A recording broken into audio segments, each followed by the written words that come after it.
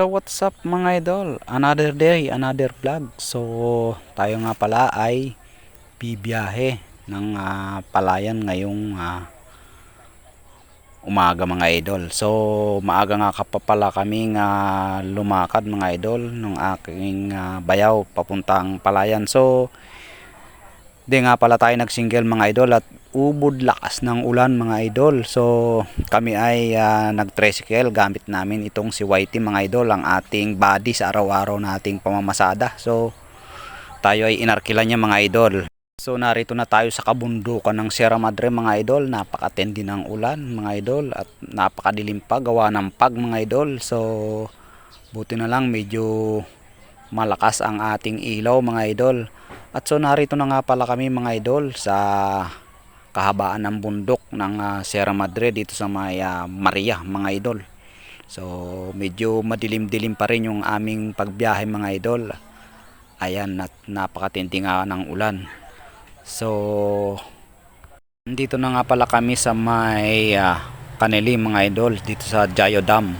Ito nga pala yung dating 17 hams mga idol. Tinanggal na kasi yung mga hams dito mga idol at masyado raw nayayanig itong daan dito dahil ito yung daan na tinambak lang dito mga idol para dito sa may dam mga idol. So daan patungong Nueva Ecija mga idol.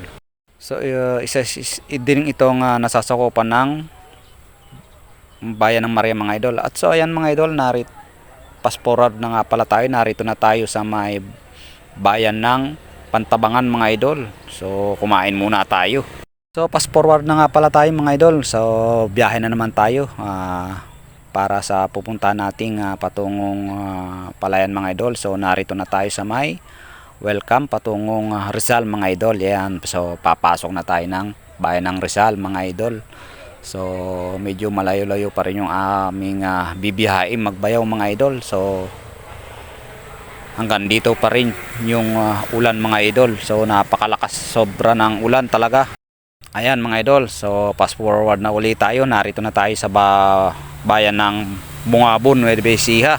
Napakatagal ng aming biyahe kasi napakalayo mga idol. Ayan yung isa ring pinagpipicturan dito sa may Bungabon mga idol. Ayan, so nadaan natin mga idol. Ayan, so di na tayo huminto at medyo talagang maulan hanggang dito mga idol. At so narito na nga pala kami sa palayan mga idol. Pinas forward na natin. So hanggang dito na lang mga idol. Thank you.